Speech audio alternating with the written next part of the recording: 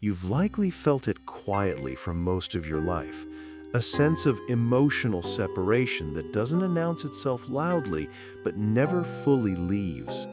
A feeling that even when you're surrounded by people, something inside you remains untouched, as if you're present in the room but standing slightly outside the moment, watching conversations unfold while your mind drifts inward, analyzing tone, intent, and meaning rather than simply reacting. And this difference didn't begin suddenly.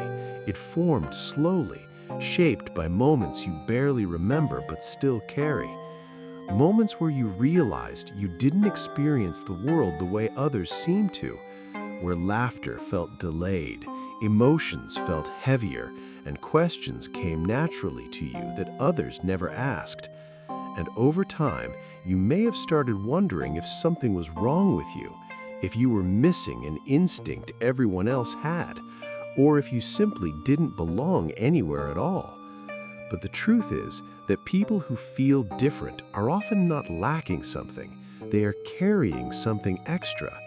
Because most people move through life externally, guided by routines, habits, and social expectations they rarely question, while some minds are turned inward by nature, constantly observing, interpreting, and reflecting.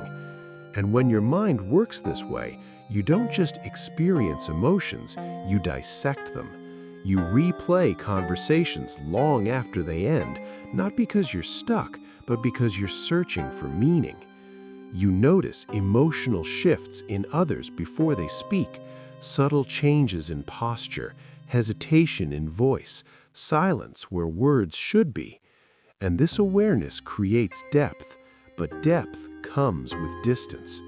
Because the more you see, the harder it becomes to engage in shallow interactions without feeling drained.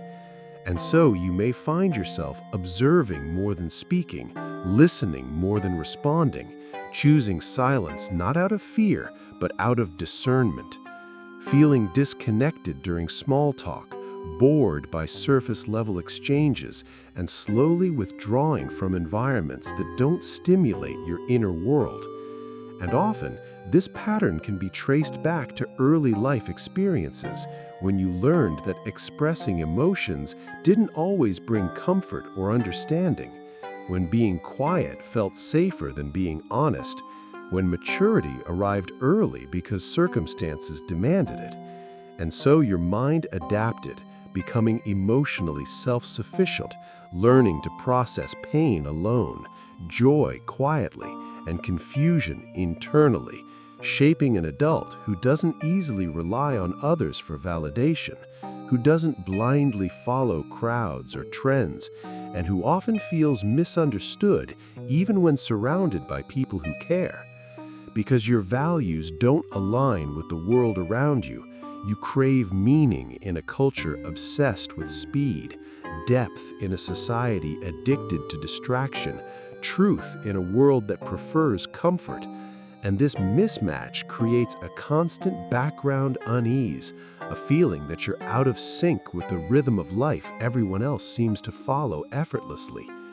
And emotionally, this difference often expresses itself in extremes, moments where you feel everything intensely, where music moves you deeply, words linger painfully, memories replay vividly, followed by periods of numbness where you feel disconnected from your own emotions as a form of self-protection, not because you are cold or broken, but because your mind knows when it has felt too much.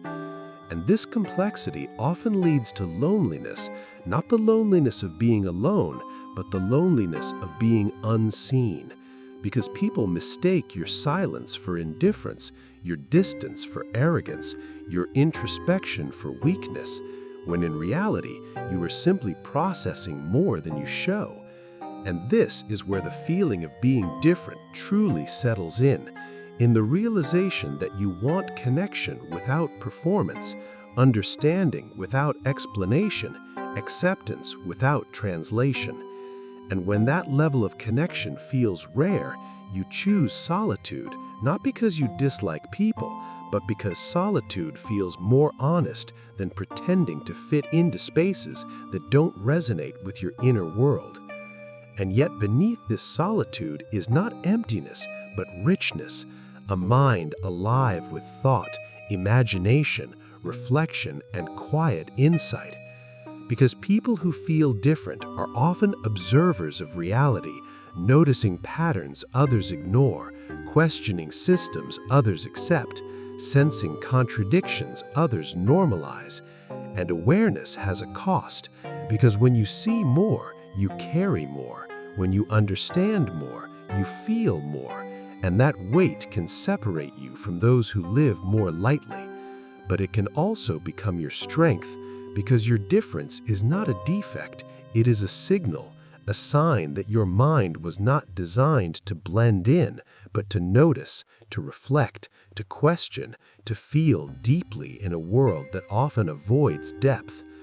And so, if you've ever felt like you don't belong anywhere, like you're standing slightly apart from the rest of the world, understand this gently and without judgment.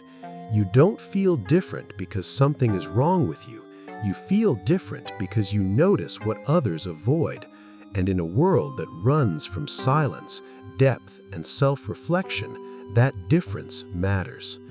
And as this understanding settles quietly within you, you may begin to realize that the feeling of being different was never meant to disappear, it was meant to be understood. Because the world does not need more people who blend in, it needs people who see clearly even when it is uncomfortable. And the moments you spent questioning yourself, doubting your place, and wondering why you never quite fit were not signs of failure, but signs of awareness forming slowly inside you, shaping a mind that refuses to live unconsciously. And one day, you may notice that the loneliness you once feared has transformed into discernment, that your silence has become presence rather than absence, that your distance from noise has given you closeness to truth, and you will understand that belonging was never about finding the right crowd. It was about making peace with the way your mind works, allowing yourself to exist without apology, without shrinking, without pretending, because you were never meant to disappear into the background of life.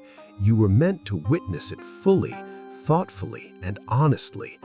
And if you have felt seen in these words, if they echoed thoughts you have never spoken out loud, remember that awareness is not a curse, it is a responsibility.